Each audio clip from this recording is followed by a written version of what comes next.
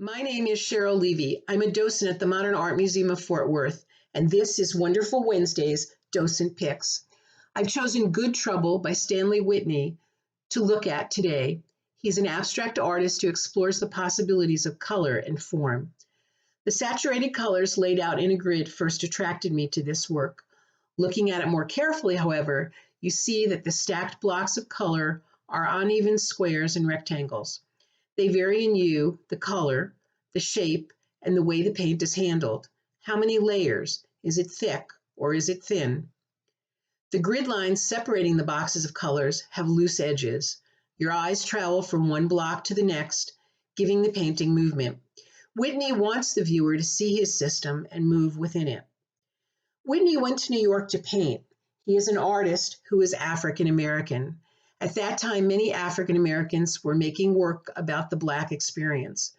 Whitney had been to many museums and galleries and was influenced by Mondrian, who used grids, and Matisse, who used color effectively, among other artists. Whitney wanted to paint what he liked and what brought him joy. Whitney doesn't carefully draw all the grid lines before he begins a painting. He always starts every painting the same way. He starts at the top with a line and then works down. Whitney lets the color dictate the space and the location of it on the canvas. He paints each block sequentially in an expressive, improvisational way. Very often he paints with Miles Davis jazz as his background sound. Whitney says his paintings move because they are improvisational.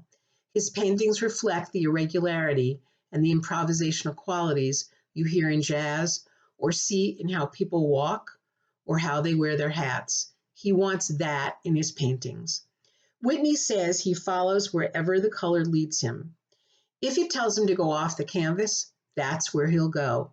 So the next time you make art, follow your intuition, even if it takes you off the paper.